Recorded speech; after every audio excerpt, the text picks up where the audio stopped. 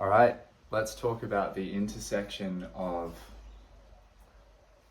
goals, visions, progression, growth, and acute levels of presence, peace, and realness. So, for some reason, there's this idea of separateness between the life of a creative, the life of someone who produces, is out in the world, and the life of a monk. Now, at face value, it makes sense why.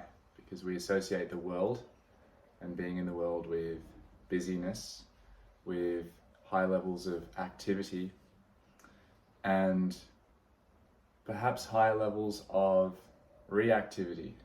So doing things because we just react, we feel we have to, or we're constrained by the model of the world in which we're living, the way society operates. And so being in the world seems very different from being in those monastic conditions where things are curated to allow a certain way of being, which we consider to be more spacious or more peaceful. I want to put something to you, and that's that the idea that a monastic life would be any more peaceful is completely dependent on who you become in that life. It's not inherently more peaceful, especially not if you're carrying in the contents of a mind which you haven't made peace with. In fact, that whole path to make peace with the internal is very much active.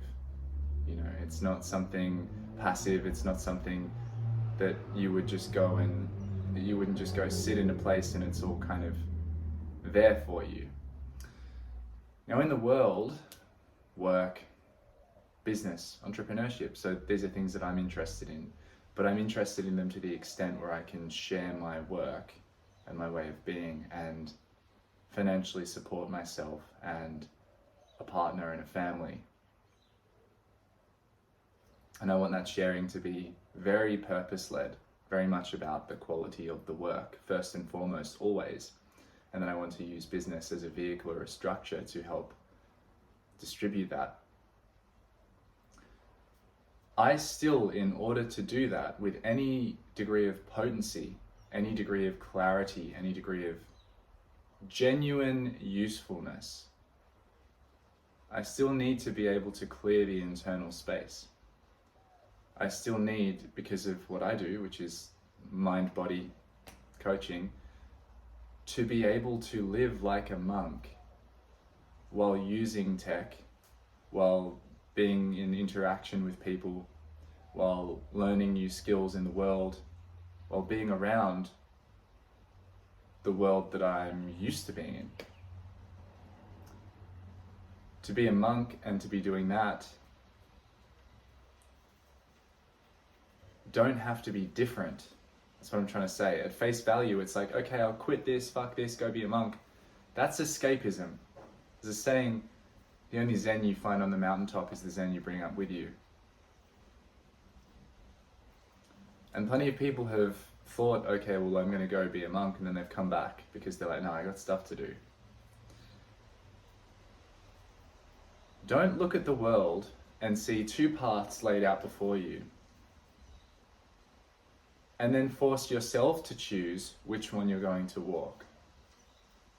Both paths you're looking at are being observed from here. You are the center point. It becomes the path when you walk it. So choose what will be, choose how to be. Choose how to be. Recognize your choice. Recognize that you always have a choice, but that you abnegate, you give up that choice because you don't want to suffer the pain of potentially being wrong. Because being wrong is scarier to you than anything. Being wrong feels like death. Hedging your bets on something and having it not work feels like death. But with that energy, you can't create something new. You must be 100% committed, and you must be willing for things to not go the way you plan. But the beauty of this path is that if you can access that way of being, you are accessing the ultimate way of being, which is to be wholeheartedly in the process of creation and choice, free will agency, humanity, the world, and at the same time internally remain at peace with whatever eventuates.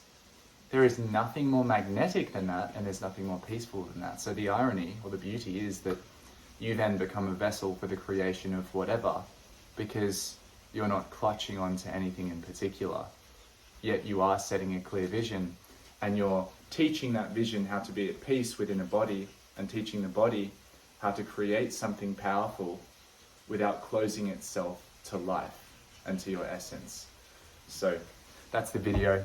My food's cooking, it's gonna burn. I love you guys.